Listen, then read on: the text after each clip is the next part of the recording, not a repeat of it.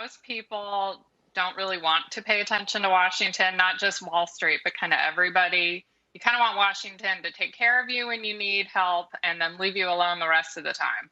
And so right now, most people are actually polling saying they want to see more stimulus or aid or something to individuals.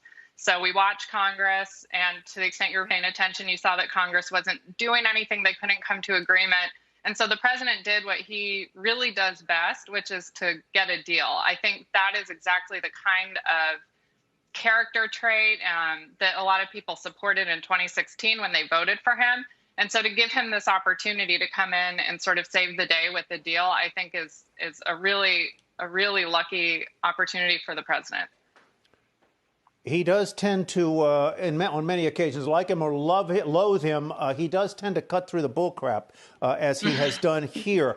Does this, as Steve cited, referencing a report, I think it was from J.P. Morgan, does this take the pressure off particularly the Republicans to do any kind of deal until, say, after Labor Day? They'll wait to see how this plays out. Why would they move now?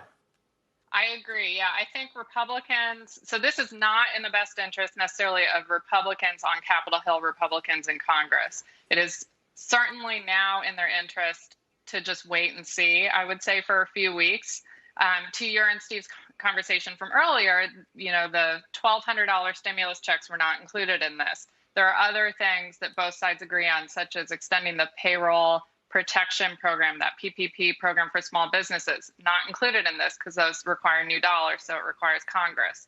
So I do think that there will be some negotiation. I just think if they're going to act, it's not going to be until after Labor Day. I agree with that. So people are picking nits in the particulars of the executive order, as they're wont to do. But as an act of political strategy, it seems to me to be genius, because he is in one fell swoop, one stroke, he has defenestrated Congress, and he has put the Democrats in a box where if they oppose this, they in effect then are opposing help for the electorate, right? I totally agree. If you sue because you think what he's done is illegal, which there is a lot of good argument to say that what he's doing is pushing the boundaries. So a lot of good reason if you disagree with this approach and you want to maintain the status quo and process that you would sue. But then you're out there saying you are trying to stop unemployment insurance that's been expanded for people who need it desperately. So I totally agree. And the other thing really leading into this, I think a lot of the reports and a lot of the understanding of the election to this point has been that Biden has held a huge lead. But when you really dig into the numbers, people are pretty split in terms of enthusiasm. About 30% of people polled say that they are super enthusiastic to vote for Trump.